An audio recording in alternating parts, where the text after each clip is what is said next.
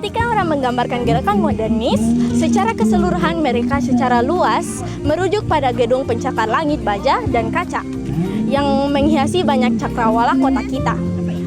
Atau lebih khusus lagi, gaya internasional yang pernah muncul dari Eropa setelah Perang Dunia Pertama.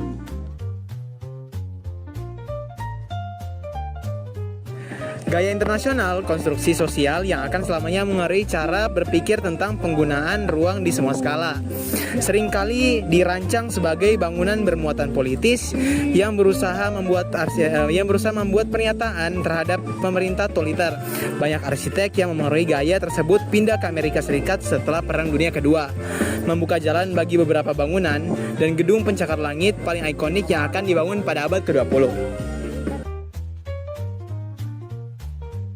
Arsitektur modern internasional atau yang lebih dikenal dengan international style merupakan salah satu aliran arsitektur modern. Gaya internasional adalah gaya arsitektur besar yang muncul pada tahun 1920-an dan 1930-an, masa-masa pembentukan arsitektur modern. Gaya internasional muncul pada 3 fenomena yang dihadapi oleh para arsitek pada abad ke-19. Yang pertama, meningkatnya ketidakpuasan para arsitek dengan penggunaan terus-menerus elemen dekoratif dan periode dan gaya arsitektur yang berbeda yang tidak memiliki hubungan dengan fungsi bangunan pada bangunan. Yang kedua, penciptaan ekonomi sejumlah besar gedung, perkantoran, dan struktur komersial, perumahan, dan sipil lainnya yang melayani kebutuhan yang berkembang. Ketiga, yaitu pengembangan teknologi bangunan baru yang berpusat pada penggunaan besi, baja, beton bertulang, dan kaca. Baik, untuk mengetahui pengetahuan masyarakat umum tentang gaya arsitektur international style, maka kita akan mengetes pengetahuan dari salah satu orang yang ada di sebelah sana. Jika apakah saya bisa menanyakan beberapa hal tentang gaya arsitektur international style? Bisa. Baik Kak, apakah apa yang Kakak ketahui tentang karakteristik dari gaya arsitektur international style tersebut?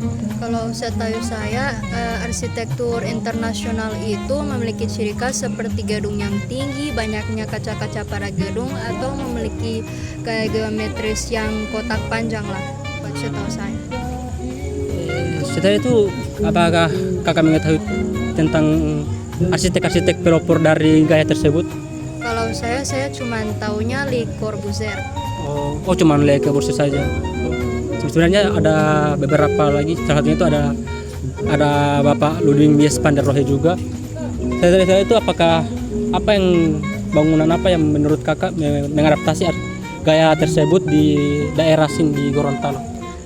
Setahu saya ada 3, ada Hotel Aston, Hotel Fox yang yang bersatuan dengan mall, dan juga Yulia Hotel.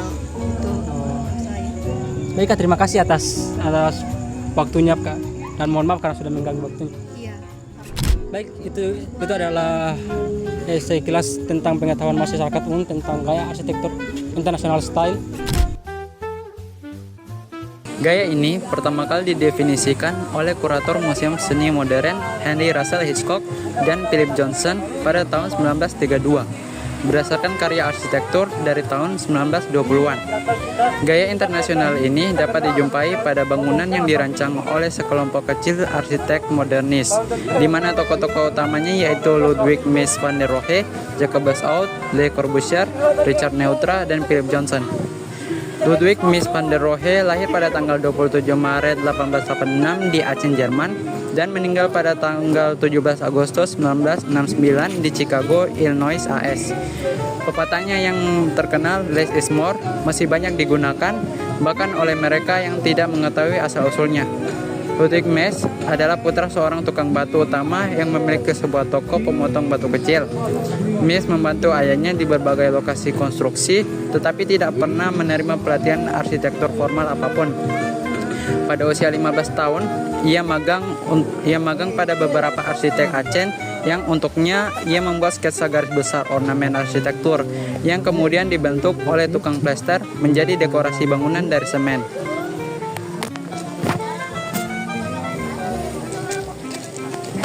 Le Corbusier adalah seorang arsitek revolusioner dan pelopor arsitektur modern. Pendidikannya dalam seni dekoratif dan ukiran di Swiss diikuti oleh magang di bawah arsitek modern seperti August Piret dan Peter Behrens selama perjalanan ekstensif di seluruh Eropa. Menetap di Paris pada tahun 1917, ia membuka studionya dan mengadopsi nama samaran Le Corbusier.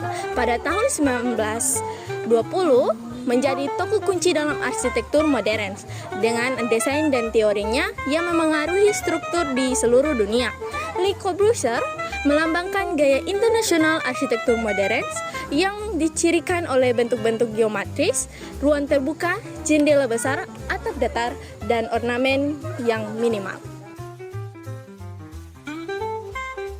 Seagram Building terletak di jantung kota New York. Gedung Seagram yang dirancang oleh Mies van der Rohe melambangkan keanggunan dan prinsip-prinsip modernisme. Bangunan setinggi 38 di Park Avenue ini merupakan upaya pertama Mies dalam membangun gedung perkantoran tinggi. Gedung Seagram dengan penggunaan material modern dan letaknya yang jauh dari jaringan kota menjadi prototipe gedung di perkantoran masa depan yang dirancang oleh Mies sekaligus model bagi banyak gedung yang didirikan di sekitarnya. Bangunan ini 50 tahun setelah selesai dibangun masih dikagumi oleh banyak pengunjung setiap hari dan menjadi contoh gedung pencakar langit bergaya internasional di tengah cakrawala di New York. Gedung ini menggunakan struktur rangka yang terbuat dari kolom baja dan lempengan beton bertulang yang menciptakan kontinuitas monumental dari perunggu kaca gelap yang menjulang tinggi 515 kaki ke puncak menara. Balok I perunggu sebenarnya terbuat dari kuningan, kombinasi tembaga dan seng. Kayu laminasi silang digunakan sedapat mungkin dengan 838 meter kubik digunakan untuk kekuatan struktural dan penyerapan karbon.